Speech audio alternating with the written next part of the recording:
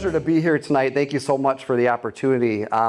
As Brian said, my name is Mike Kelly. I work for an organization called the Conservation Fund, and the Conservation Fund is a national nonprofit organization. We're based out of Arlington, Virginia.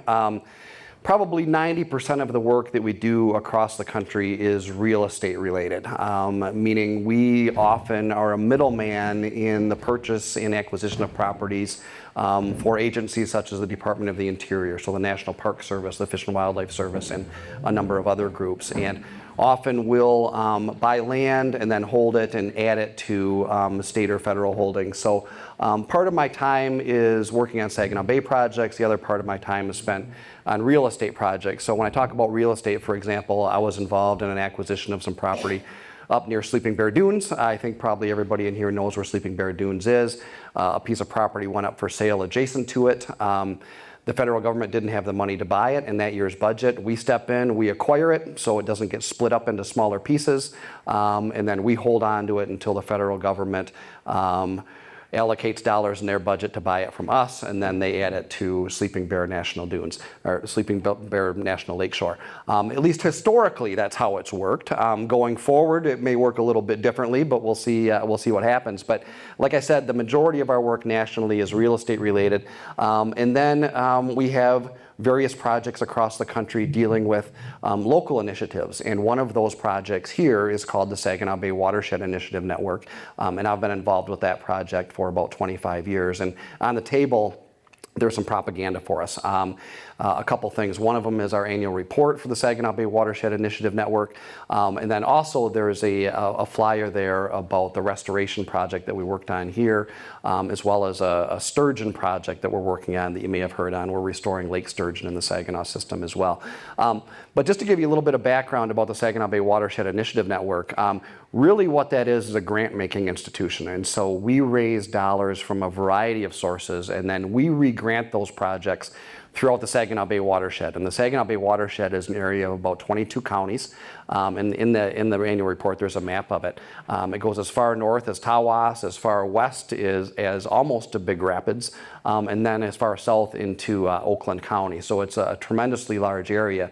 And the grants that we make most often are for restoration projects. And so they may be dam removal projects. We've been involved in funding the dam removals at Frankenmuth and Chesning, and then a dozen other dam removals on top of that.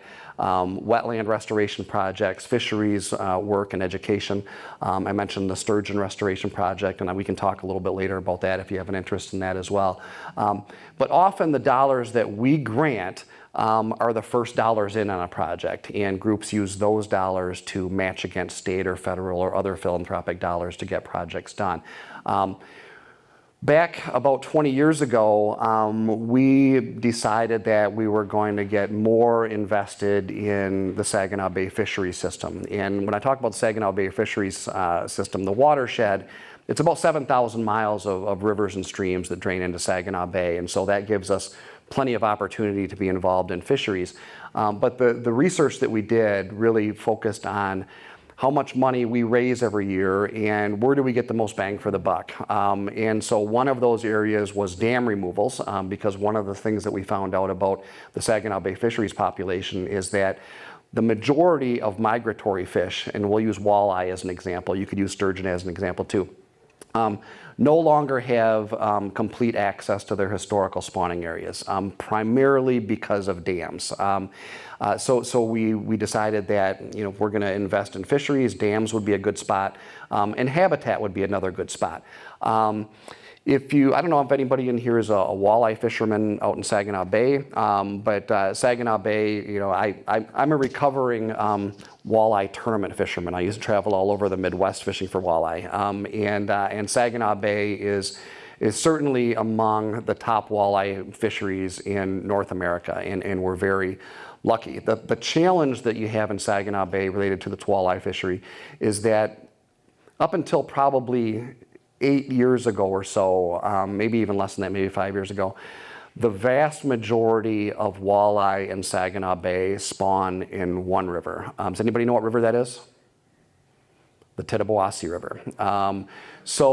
These fish over time, the Tittabawassee River has great habitat all the way up until Midland where there's a dam at the Dow Chemical Facility.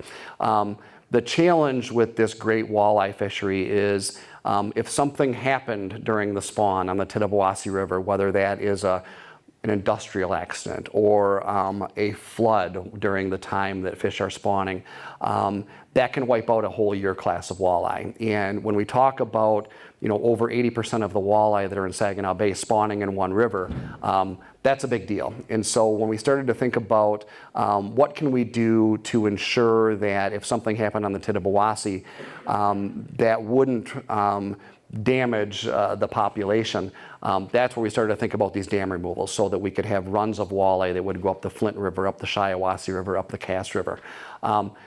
But walleye, interestingly enough, are also lake spawners. And if you're familiar with Saginaw Bay is like a big sand bowl, and there's not a lot of habitat out there.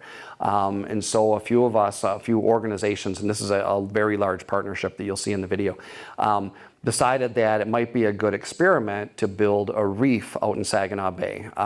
Saginaw Bay historically, from glacial times, was the site of multiple reefs, and those reefs were terrific for spawning fish. And they were terrific for spawning fish of all species, not just walleye, but also whitefish, bass, perch. Just a little bit of habitat goes a long way in a big sandy bowl, which Saginaw Bay is. And so we invested an early grant into that project, which was then matched by about $1 million grant from the federal government to do this experiment and build this reef.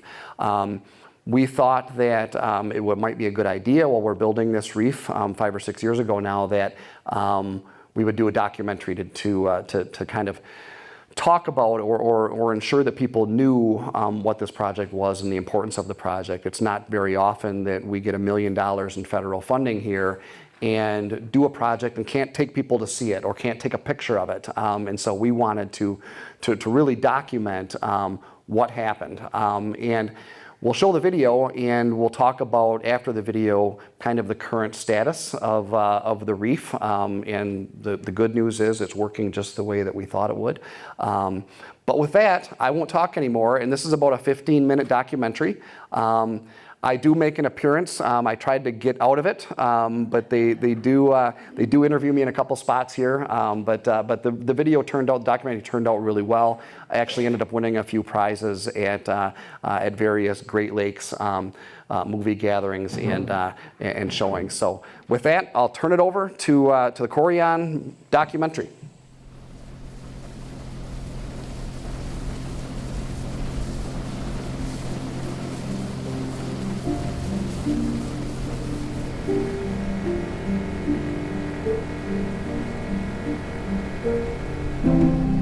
I was just a boy in the 1960s.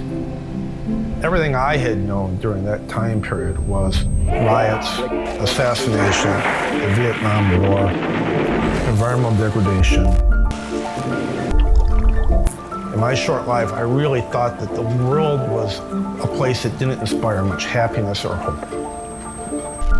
At that point, nobody was thinking of the Great Lakes as a source of food or recreation. If you were to even walk the beach, there were the windrows of dead alewives. The water pollution was bad. There was still a lot of runoff coming from agricultural fields. All those were very hard on our native species. We all have the curiosity about what these organisms are doing. We see the fillets in grocery stores. We go fishing and we get a few. But there's a whole dynamic that's playing out behind the scenes there that eludes us. We have to turn to a lot of different methodologies and techniques to try to understand what's taking place, try to understand what's happening beneath the water.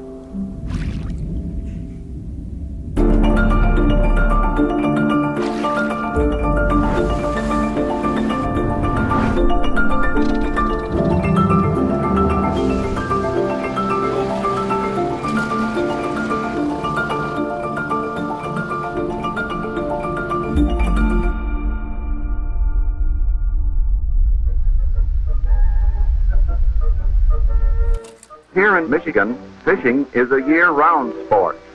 All along the shores of Lake Huron, there's always the chance that the next cast will bring a battle with a tackle buster supreme. It is here that many a youngster gets his first glorious taste of this all-American sport.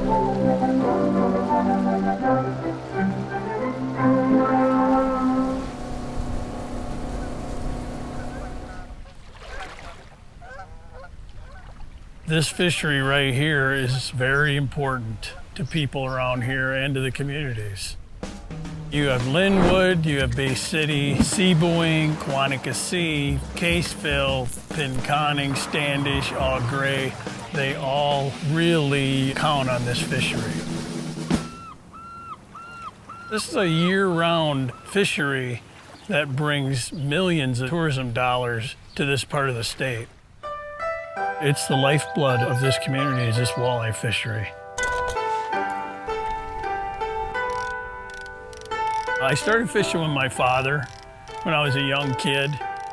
I just liked to get outdoors for relaxation, to get table fare. It's a nice little fish. Little walleye. Those are the best eaters right there. I've fished the professional circuit for 20 years. I've fished walleye tournaments from New York to Montana and Canada to Arkansas and everywhere in between. You know, I've often said that this fishery right here is, if not the best in the entire country. It's a close second. And it didn't used to be that way at all. It was almost like the Dead Sea out here.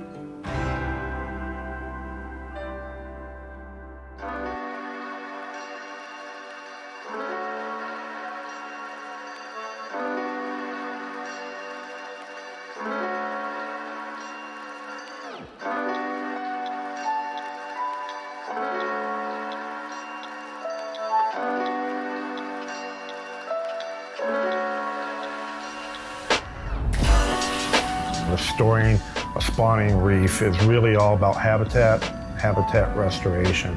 And I think to understand that, you really have to go back in time a little bit to understand what happened to the fish community in Saginaw Bay. It began really with the logging era, when that released a lot of sediment into the watershed and out into the bay. They say that the white pine that came out of the Saginaw Bay watershed and was floated down the Saginaw River actually built Chicago. So it was a major source of lumber in the 1800s. And then after the lumbering industry, obviously, came the agricultural industry, which also had significant impacts on the resource. We're actually kind of the northern rust belt of America's old industrial age. But we've had automotive industries in here, shipbuilding industry. We've produced a lot of big products, industrial products here, but that's taken its toll on the water resource, the Saginaw River and the Saginaw Bay in particular. So we've had some pretty significant environmental contamination. And what we saw in the second half of the 20th century was a lot of problems facing our fish populations. And so understandably, these fish populations collapsed. Walleye were virtually extirpated at some points in the 1940s and 50s and 60s. It wasn't really till the environmental movement of the 1960s that people had become fed up with burning rivers and contaminated resources. The public was demanding, expecting more environmental protection. Agencies like the EPA were invented. We had clean water quality legislation. And that was really the turnaround point. And once people began to recreate in the Great Lakes and go out and fish, that raised their expectations. Then they wanted restoration of native species. Often that was through stocking. And now we're kind of on to the next generation of that. It took us 100 or 150 years to make those impacts. And so we're spending time right now cleaning those up.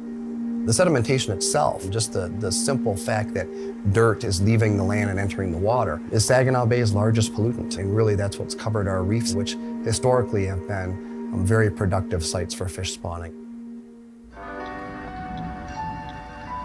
What we're doing is we're going to go out and build a reef in Saginaw Bay. And it's not like the Great Barrier Reef. It's not like the reefs in the oceans. These reefs, they're glacial till, they're small rock formations. We're going to take rocks from the shore, from a location along the Saginaw River, transport those rocks out into the bay, and then we're going to pile those rocks up in a rectangular formation, a couple acres in size. The goal is to have a lot of spaces in those rocks where fish can lay their eggs. Right now, there are a lot of spawning opportunities in the Saginaw River system. This provides an opportunity for fish to spawn out in the bay itself and rebuilds these reefs that were there in the 1700s, the 1800s, but were silted over. So it's really an incredibly important restoration project for Saginaw Bay.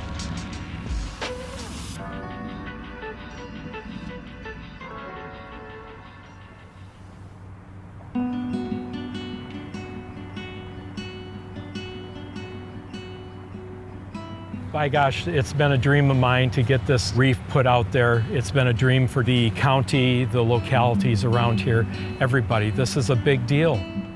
I think it's always really satisfying to see on-the-ground implementation. We spend a lot of time planning, a lot of time spent raising money to make projects like this happen. Hours and hours and hours of meetings that have taken place to get us to this stage, but this was something that was always the end goal, to get us to the point of construction. I think now, after all of this time, we're about to see something pretty spectacular out on Saginaw Bay.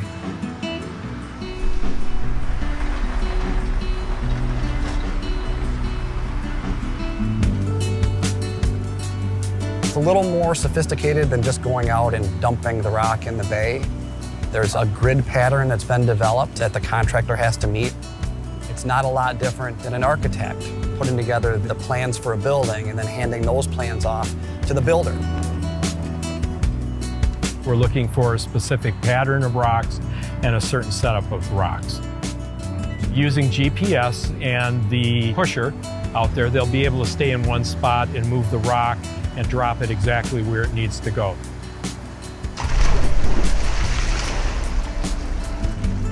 When it's completed, about 27,000 tons of rock are going to end up out in Saginaw Bay.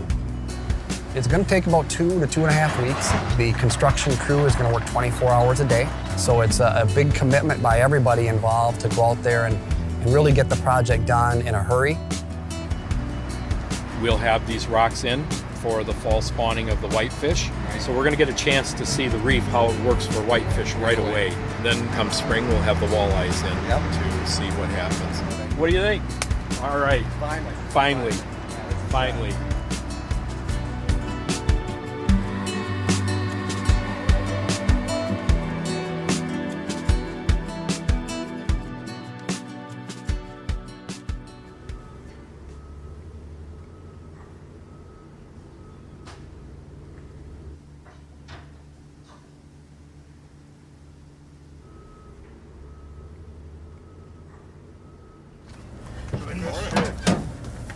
Morning.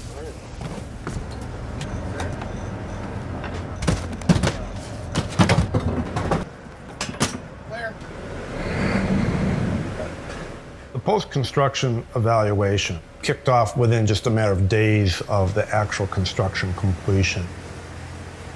The first step was really just to get out there and look at it with our remotely operated vehicles and to map it out using side-scan sonar technology. The closer you get, the better, as long as we're not right on it. Yeah, 35 feet off of this one. You know, I spotted it here, I spotted it there, so we'll see how she sits. All right, we're ready to do it.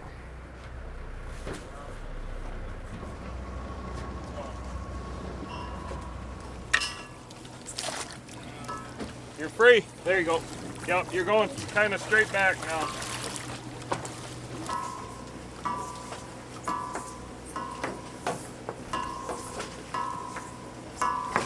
Visibility is really poor. When I have been able to see something, I haven't really seen the reef. It looked like sand bottom. Oh, right there it is. Yeah, that's limestone. Yeah. We're there. Look at that. I'll be darned. Oh yeah, look at there. The biological response is really ultimately what we're most interested in. This is really about providing spawning habitat, so the post-construction assessment will ultimately include a lot of netting, looking for spawning fishes, egg predators, and the eggs themselves. You can see those interstitial spaces where the eggs will eventually settle out once fish are spawning on this in the fall and in the spring. Oh, there's a fish. It was big too. Oh, another fish. They're all over it.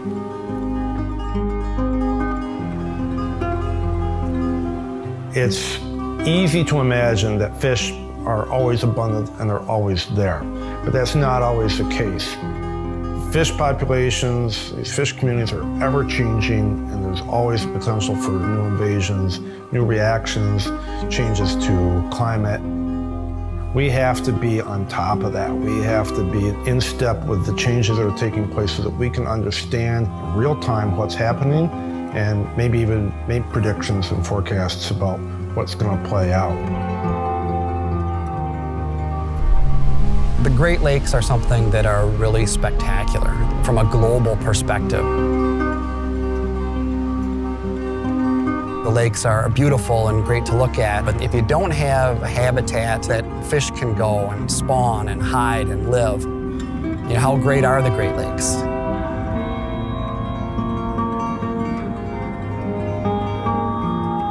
What we're doing here is really trying to build that habitat and really ensure that generations of fish have a place to spawn and to live.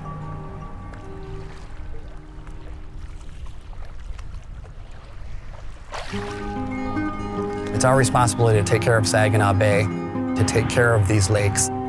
I think this project is one of those legacy projects for Saginaw Bay. This has been 100 years in the making. This is like the highlight, the pinnacle of our restoration efforts.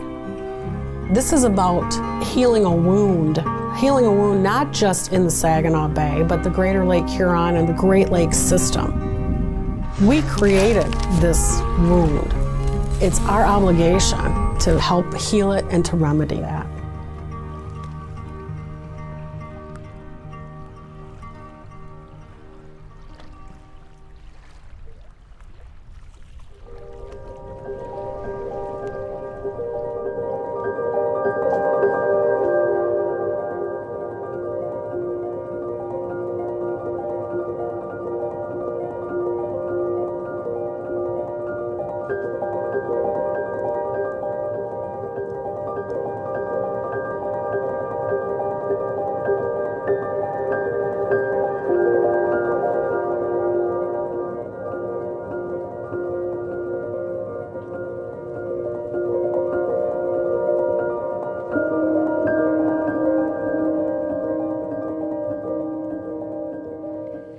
And there you have it. So now you know a little bit more about the Coreyon Reef Restoration Project. So it is approximately 11 miles off of Essexville, so you're probably getting a lot of glare on this map, but kind of right out in this area. So it's a ways out there. Originally, part of the plan was to create two reefs. One there to identify and do research on deep water spawning fish, and then also another one that would have been approximately between the Coreyon and Saginaw River, which the research on that would have been for fish that would spawn in a much shallower area, to determine which one works better. We ran into some issues with the nearshore reef that there's not obviously as much depth there, so there was a concern from sailboaters primarily about dragging their keel against that reef. So we delayed that one. There will be a second reef built on the east side of Channel Island in 2027, I think is when that reef goes in. So that will incorporate some of that near shore, shallower water research. But we can talk. I don't know if we wanted to take a break at this point. Where's Tim?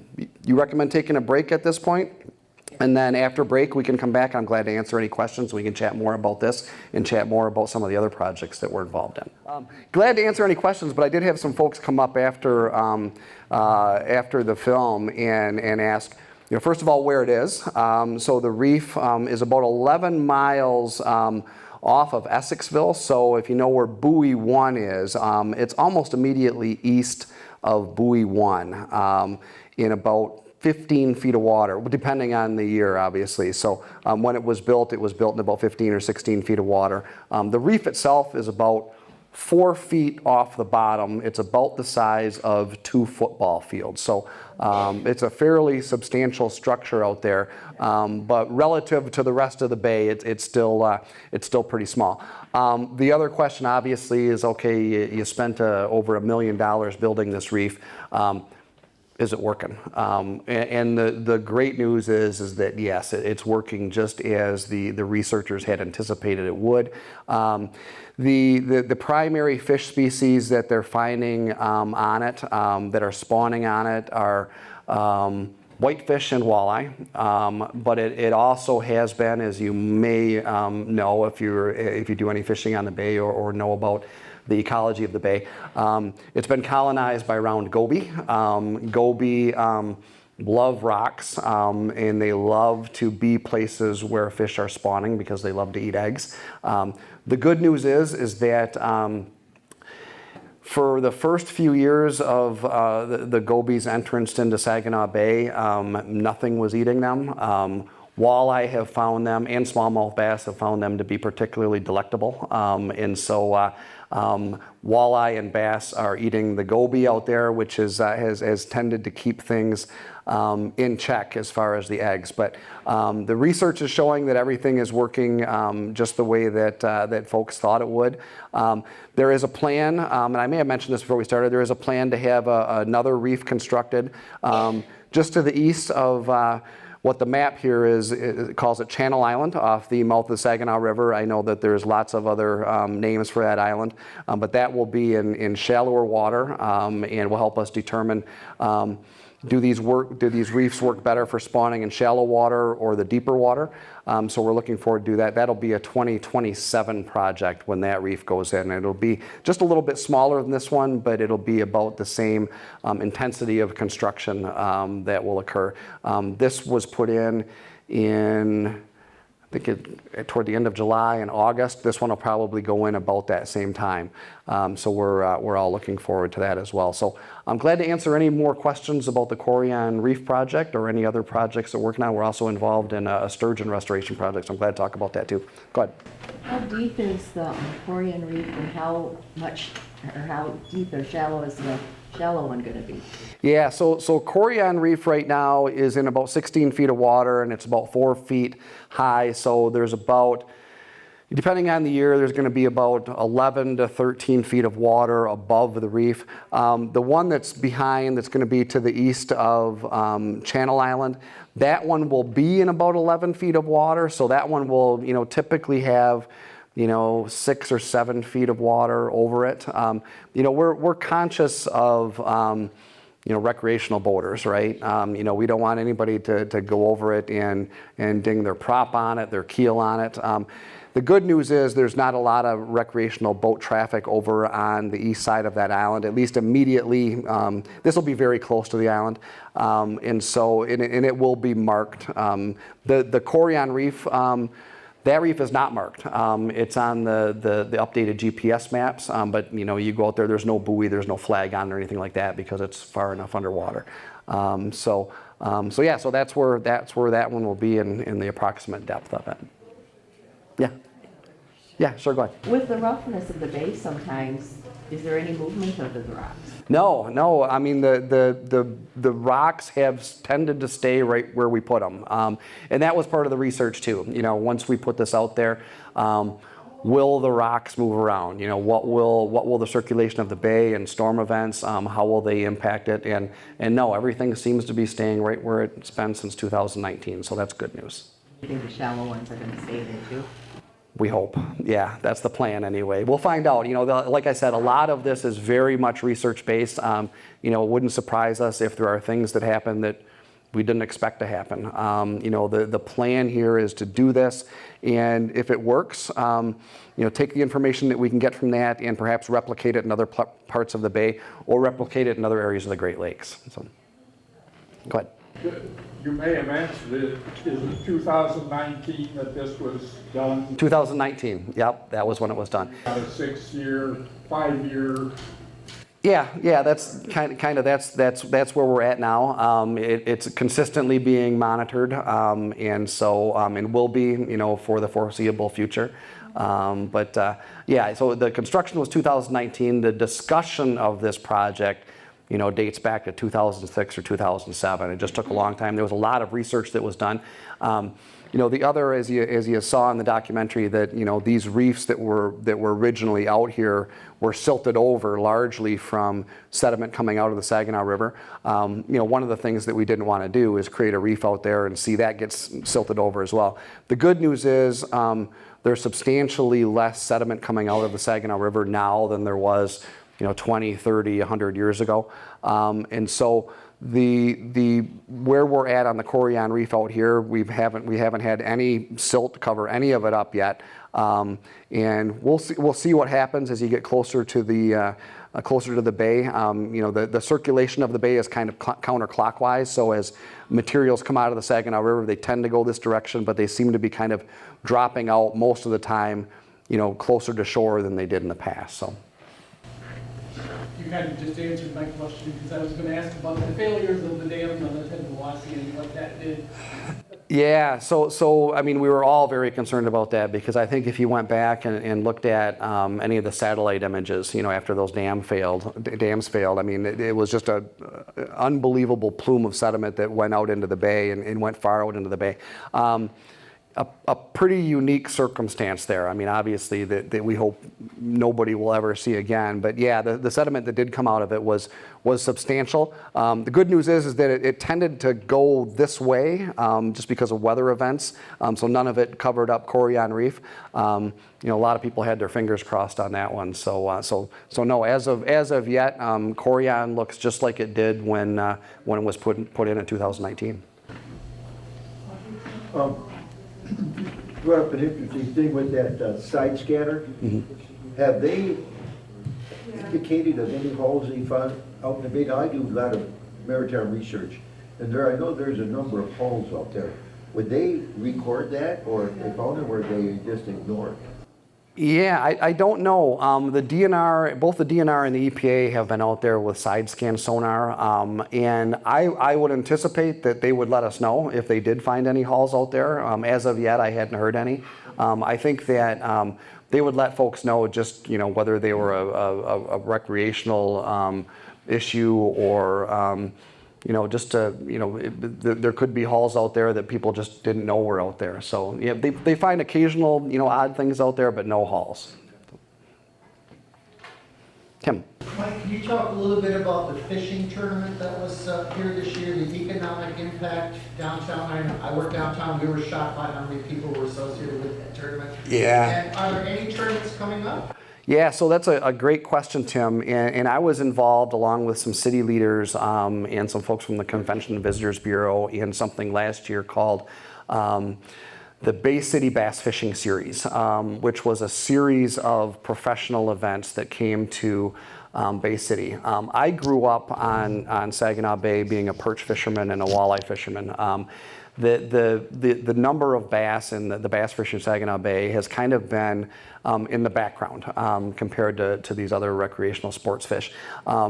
It's worth noting that the value of the recreational fishery in Saginaw Bay, the DNR estimates it's about $30 million a year. So it's a big deal. And you saw in the documentary, you know, how much it means to all these communities around the bay. But what we found out is that we were having some tournaments come to the Saginaw River. You were having some guides come to Saginaw River to fish exclusively for smallmouth and largemouth bass. And those caught the attention of some of the large tournament circuits in the United States. And that is the National Professional Fishing League, Major League Fishing, the Bass Elite Series, and these fishing tournament series they're a big deal. They bring a lot of people to town, and so last year we had 4 professional tournaments in Saginaw Bay, one at Saginaw River and Saginaw Bay, and that's one of the beauties of the Saginaw system, is that a tournament circuit can come here, and if the weather's bad, they can keep people from fishing on Saginaw Bay because it's dangerous, but the Saginaw River system is still open and fishable, so they rarely ever have to cancel a tournament if they have one here. But one of the tournaments that came to town, and I know some of the people that visited the planetarium and saw Tim, was the Bass Elite Series high school and collegiate circuit. That was 200, the collegiate circuit was 220 teams from colleges and universities all over the country. And it was terrific for our community because just like if you have a son or a daughter that plays any of the typical college sports, you go with them. You want to see what they're doing. So they bring their boyfriends, their girlfriends, their grandparents, their parents. Everybody comes with them. And so we had 200 teams. We had exponentially more people come to visit Bay City to watch the tournament. But at the same time, during the tournament hours, there's lots of things to do in Bay City, whether it's going to the planetarium or whether it's going to the antique center or going to the restaurant. We funded Grand Valley State University to come in 2 years ago and do an economic and impact analysis of 2 of the bass tournaments that came. And they're worth about $1 million a piece to the local economy. When you think about the restaurants, you think about the retail purchases, the fuel, everything else that goes along with them. So Bay City in the Saginaw Bay, the Saginaw River system is on the radar now of nationally. My son and I fish a lot, and 2 years ago we were fishing out by the Charity Islands. I don't know what happened to him. He grew up around here too, but he's a bass fisherman. I'm not sure how that happened, but he loves to bass fish. And so we were out there, and on one side of us was a boat from Texas. The other side of us was a boat from West Virginia. We met them back at the launch and asked them, I said, hey, are you pre-fishing for a tournament, or is there a tournament going on? And oh no, they didn't even know each other. But no, they came here because they heard what a great fishery the Saginaw system was. And so, which if you think about it, they had to pass right by Lake St. Clair and Lake Erie, which have historically been known as some of the top bass waters in the country, to come to Saginaw Bay. And they had a ball. They caught, even during these tournaments, people are catching 40, 50, 60 fish a day.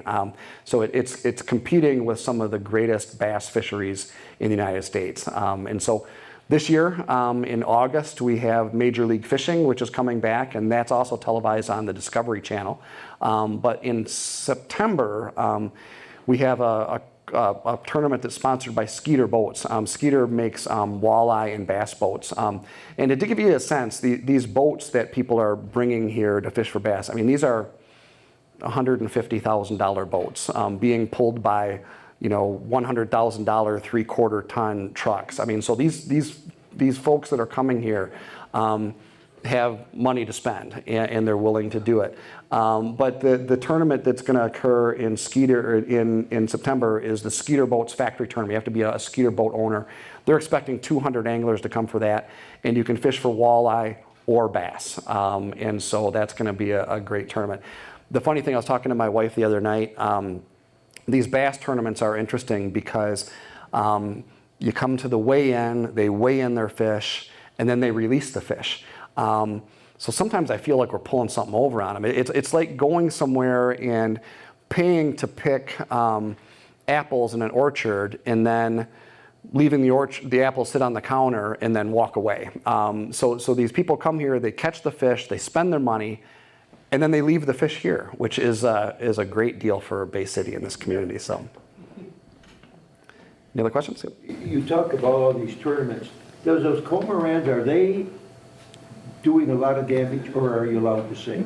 Oh yeah, no, they're doing a lot of damage. Yeah, cormorants. The question was, are cormorants doing a lot of damage? The answer is yeah. So the perch fishery in Saginaw Bay is a shell of what it used to be, honestly. I grew up perch fishing, and there are still a lot out there. I mean, it's still a great spot for perch, but compared to what it used to be, it's nothing like it. And that is a bird that has been designated as an invasive species. Yeah, Please explain why we are doing some serious things about it. Yeah, I can't explain it other than it's a migratory species, and so it's a species that is governed the federal government because it crosses boundaries. It's just like a duck technically. So the challenge, yeah, cormorants are a challenge to perch primarily. The perch population probably is low for 3 reasons. Cormorants are a big part of it. Walleye are a big part of it. Walleye are a top predator in the bay. And you know, the Saginaw Bay is still the only place in the Michigan waters of the Great Lakes that has commercial netting for perch. And so the combination of those 3 things, I think, have really hurt the perch population. But without question, cormorants are, you know, along with walleye, a top predator of perch. There's no question about that. Yeah, and I wish we could do something about it. The fact is that it's regulated by the Fish and Wildlife Service as a migratory species. There has to be some legislation that changes that. I would be glad to see that happen. So there is not an open season on cormorants? There has been some very special open seasons on cormorants in some certain areas. There was a special season on them up by the Leschenault Islands a few years ago. I believe that the Fish and Wildlife was sued. I don't know if it was Audubon that sued them or PETA that sued them.